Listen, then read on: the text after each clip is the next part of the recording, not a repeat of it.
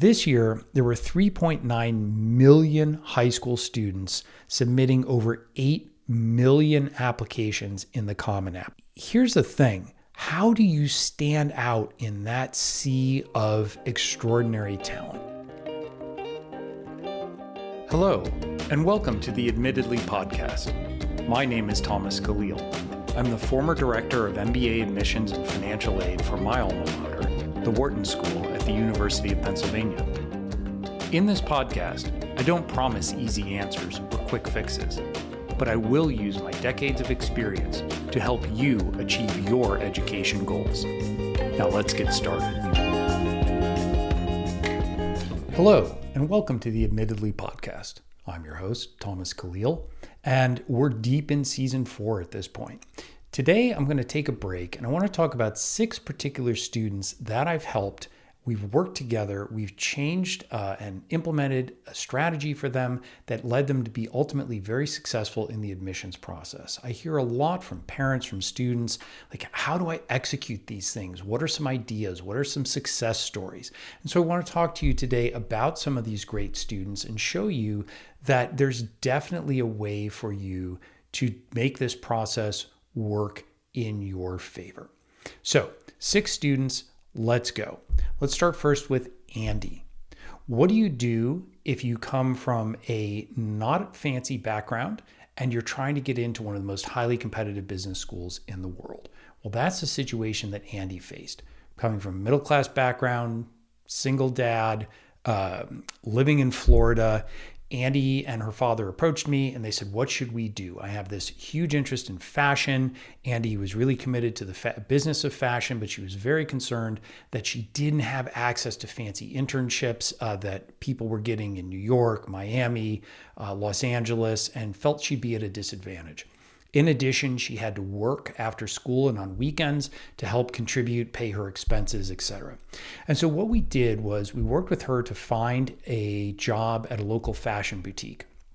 And what was great about this was that because it was a small shop and it was just basically the owner and Andie and another employee, Andie became the manager of the store. And so she was doing inventory management. She was buying in lines. She was doing pricing. She was customer service, complaint resolution, all the things that go into running a business. And a lot of my business focused students discount the value of just working, learning about business, learning about cash management, how you manage inventory, how you think about profitability. These things really matter, and they're very highly valued by admissions officers. Well, Andie got a glowing recommendation letter from the owner of this boutique. She went on, we got her in early to the Wharton School. She ended up entering the Wharton Business Plan competition with her idea for a fashion startup. She was president of the Wharton Fashion Business Club, and she ended up raising several $1 million into her startup before she even graduated. So there is a path here. You need to find your own best path, and don't get caught up if you don't have the connections or resources to get into fancy internships. I promise you, a real job can matter much more than some fancy puff internship that one of your parents got you, and admissions officers know that you didn't really engage and get to do much meaningful work. Next up is Susan. What do you do if you're interested in architecture, and how do you get that as an activity on your resume? Well, Susan was an international student who lived in Virginia, and she was deeply interested in art and architecture. She was a very gifted artist. And she came to me and said, I'm not really sure, there's not a lot of opportunity here to do architecture as an extracurricular activity. And so what we did was a couple things. First of all, we put a system in place for her to go deeper on her art. So she had some private teachers outside of school. She had somebody who was evaluating her portfolio and really allowed her to step into her own as an artist. We also had her take classes at Cornell and some other schools on architecture so that she could really dig in and learn the basics, the actual, like, how do you design things in CAD? How do you draw architectural plans? What's the math and the science behind that? And that's very important because in a technical field like architecture, you do need formal training if possible. So what we did there was we gave her the academic underpinning, but then we also had her work with a nonprofit that was affiliated with the UN. And what she did was she went to China and she worked with a nonprofit there that was working on women's health initiatives. And she designed a low cost, what she called a love cottage for them. And that was a place in the community where women could go and learn about, menstruation, about birth control, about family planning, about all the things that go into that aspect of reproductive health. And it was a very, very important thing. She presented on it at one of the UN conferences and really made an impact. And then later in her junior year, there was severe flooding in China. And she was approached by another nonprofit to help pivot that design to a low cost, easily deployable, disaster-proof emergency shelter. And she worked with them on that, did several presentations on that, and really was able to tell that story. She ended up getting close to $1 million in scholarship, merit-based scholarships, and being admitted to some of the top architecture programs in the country. Next up, what do you do if your interest is mostly outdoor focused? You don't want to be trapped in an office. Well, that's the case we had with Bob. Bob was an international student. He was deeply committed to environmental science. He wanted to make a difference, but not in a lab. Bob was just a healthy, active young man. He wanted to get out and really get his hands dirty, literally. So what we did with Bob was we sent him out, first of all, on an outward bound program, his sophomore summer. Bob was attending one of the top private boarding schools in the US, and I thought it was very important to get him out of that cocoon and really show that he could lead, he could follow, he could endure some discomfort. He did, and he did a great job. He went out, the leaders, the teachers on this Outward Bound loved him, and they were very, very supportive of what he was doing. And in fact, part of the program he went on culminated in some field service where they were rehabbing trails. And during that process, he met several people from the U.S. Forest Service, and they were so impressed with him that they said, hey, listen, send us a letter next summer. If you want to come work on a U.S. Forest Service crew, we would love to have you. And for those of you who don't know, the U.S. Forest Service, there are very strict rules, laws about what can and cannot be done on national forest land. And in some areas, you cannot use anything mechanical. And so the next summer, leaving his posh boarding school, Bob went out for about 4 weeks, 4 to 6 weeks, I'm trying to remember, into the deep, deep hinterlands of the U.S. with an axe. Axes, saws, and pickaxes. And they cleared trails. They cleaned up brush. They dug fire lines. This was grueling work. He came back about 30 pounds of muscle heavier. He was just huge.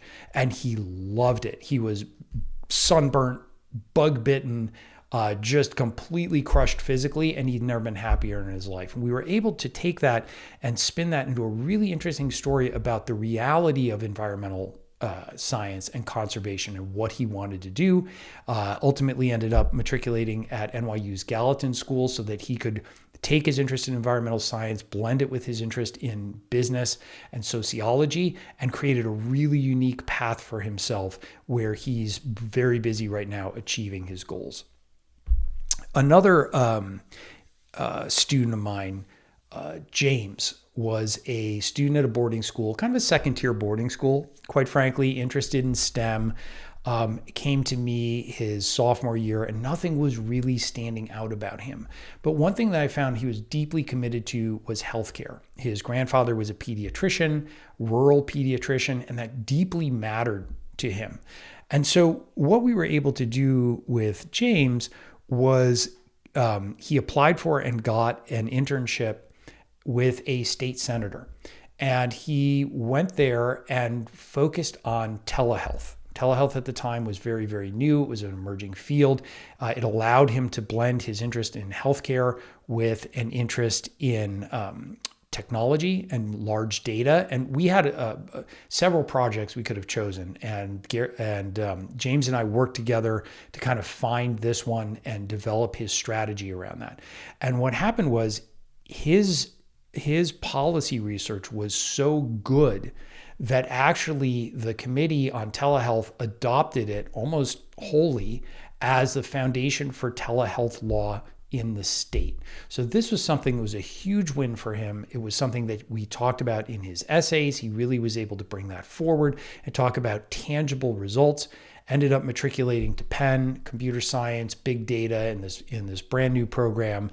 And it was a huge win for him. And he's going on now. He's going to start his PhD at one of the Ivies this coming fall. It's been just a tremendously successful journey for him. Next, we have Alice. Alice is a really interesting story. So Alice lived in Hong Kong, and she attended one of the most prestigious school in Hong Kong. Highly competitive. Admissions, academics there is an absolute blood sport. The parents are fully engaged. And so Alice's brother was a big computer science guy, super bright, super focused. And she started off on a STEM track. And, honestly, she was doing really, really well. But she came to me her sophomore year, and we'd been working together since freshman year and working on this strategy and this plan, this STEM plan. And everybody was telling her, look, Alice, you are very unique. You're going to get into a great engineering program. There aren't that many, super, super bright, accomplished female STEM candidates. You're really going to stand out. And she came to me about the end of freshman year and said, listen, I'm just not happy. I don't like this, and this is not the path that I want to go. And for those of you that know Hong Kong, you know that, this is heresy, right? Like, you don't change from STEM to liberal arts. The liberal arts kids are the ones that can't hack it in STEM. But she said, I'm doing well in STEM and I get it, but that's not what I want to do. I like STEM. I like computer science, but not in this way. And so she had gotten involved in a charity in Cambodia that was battling period poverty. And these villagers were selling these peppers. And she had gotten involved, and we decided for her to lean into that. And so she embarked on this campaign where she was on podcasts, in the newspaper, on radio, on television, promoting this cause. And she really just caused this huge influx of interest and purchases and donations. She turned it into something significant. She took that, went to a nonprofit, again affiliated with the UN actually, and ended up giving a presentation on what she did that was extremely well received. She had several papers adopted into the UN. She took a class at UN Peace University and was able to turn that into this super compelling story about her interest in international relations. It was heartfelt. It was backed by tangible things that she had done and results that she had achieved, right? So this was not some passion project where she just threw up a little website and raised a couple $100 through a bake sale. This was something where she raised tens of thousands of dollars, was on television, was working hard, was going deep, was doing the work, and really got some incredible outcomes from that. She ended up being the only person that year who got into an Ivy early. It was a huge win for her. Parents at the school still won't talk to her parents because they're angry about her success. But you know what? Haters gonna hate, and that's okay. Finally, I want to talk about the story of Alex. Now, Alex came to me as a sophomore, and Alex was very, very interested in real estate, and Alex spoke Japanese. And so sophomore summer, kind of spent the summer in New York working in the real estate field, kind of learning, doing, pretty standard stuff, good stuff, standard stuff. When we met sophomore year, he was kind of locked into that already. And I said, okay, it'll be a good experience for him. So coming out of junior year, we knew that Alex had to really hit the gas. He really needed to commit, and he really needed to be serious. His target was the Huntsman program at the Wharton School. Huntsman is a blend of international relations and business. And so what we came up with was he really wanted to do a homestay in Japan for a couple weeks and get his Japanese language skills to where he wanted them to be. And what we did was we mounted this very aggressive campaign to find him opportunities in real estate in Japan. And so he got an internship. They basically said, you can come for a couple days, and if you do well, we'll let you stay. And if not, we'll let you go. Kind of a little Dread Pirate Roberts approach to his internship.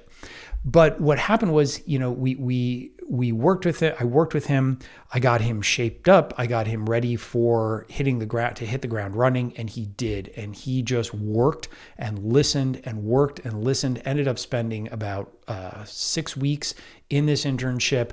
Got glowing letters of recommendations from some very senior people in the Japanese real estate world. He learned the corporate side, he learned the development side, the investment side, then went and did his homestay. And he really talked about in his essays to the Huntsman program, which is extremely competitive to get into, he talked about the value, the learning experience, and why it was important for him to go on and live and work internationally, live and work in Japan with this ground eye, this really like intimate knowledge, this experiential knowledge of his time in real estate in Japan. He was able to differentiate himself.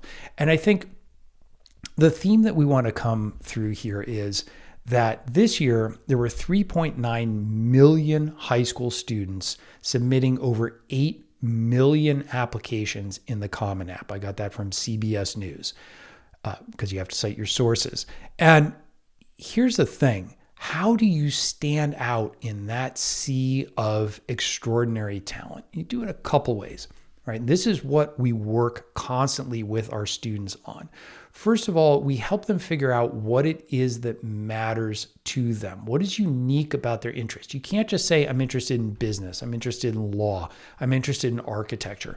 It's about really pulling the threads of that apart and understanding what is the unique value proposition, right? I'm interested in real estate in Japan. I'm interested in environmental science, but field work. Right? These are important and critical differences that allow us to step back and say, okay, how do we now craft unique extracurricular activities that we can spin into a compelling story? And spin is a wrong word, craft into a compelling story. Because when you are an admissions officer and you're just reading hundreds and hundreds and hundreds of applications week in, week out, it's these authenticity stories that grab your attention. And you're like, oh, this person's doing something really interesting. So imagine the Wharton admissions officer who's reading Andie's file. And they're like, oh, another person that worked at their mom's friend's hedge fund. Oh, another person that worked at a startup. Oh, another person that did leadership in the business world this summer at Wharton. I mean, like, these are great individuals. I'm not downplaying their accomplishments. But then Andie comes up, and Andie is like, hey, listen, I don't have access to all these fancy resources. So you know what I did? I got a job at this fashion boutique. And here's what I've learned about all these critical components about business. And here's why I did that in a fashion boutique, because this is my vision. I want to be a fashion entrepreneur. And this is my focus. This is why fashion matters to me. This is what I've done to evidence that. Well, you stand head and shoulders above everybody else. Right? The courage it takes to change from a safe major, right, in an environment where STEM is rewarded, to go against what everybody is saying, your teachers, your parents, your friends, and have the courage to go your own path, but not just go your own path, but really lean in, put your shoulder behind it. Raise real money to change the lives of these women, then carry that experience forward into nonprofits, present your findings at the United Nations, and influence people to go out and do great things, right? To blend your love of computer science and medicine and why that matters to you, and make a real and lasting impact on millions of people by doing that. And I think what's important here is that these are not students who are just doing fancy, expensive programs, right? Most of these programs are, most of the things that these people did were not expensive. They had to earn their way in. How did they earn their way in? They caught the attention of people by really knowing what they wanted, loving what they did. We worked very hard to prepare them, and they stood out head and shoulders. So for those of you that are thinking, what do I do? I'm a freshman, I'm a sophomore, I'm a junior. And I get this question a lot. And I get this question a lot on our Early Edge Plus strategy calls. People are saying, What do I do? Where's a list? I want a list of things that my child can do. And the answer is there is no list. I wish I had a magic list, but that's also the beauty of this, right? There is no right answer. The question is really getting in, and this is the work that we do. This is the critical work that we do, getting in to know your child. Understand what motivates them, understand what makes them tick, and then support them and help them go that direction. If you're going the same direction as everybody else, you're not going to be successful. So if you're just doing the same summer programs as everybody else or following the herd is the herd, right? Who gets noticed? The person that goes left when everybody else is going right. The person that goes up when everybody else is going down. Don't just do what everybody else is doing. Find your you. Find the uniqueness that is your story, because then by doing something related to that, you have this incredibly compelling conversation that you can have in your essays with the admissions officers. There's a lot more. I have a lot more examples. We're going to talk about this as we enter this new admissions cycle. Look forward to having you join me. If there are things that are on your mind, please come to our socials at AdmittedlyCo. Follow us on YouTube. Please drop comments. Let me know what's on your mind. Let me know your concerns. I really love hearing from you. I respond a lot of times in podcast or reel form. I always answer my comments. I'm in the DMs. I love hearing from you. Let's do this together and have a really successful admissions season. Thank you. Thank you for joining us today. Please take a moment to subscribe to the Admittedly podcast and download this episode.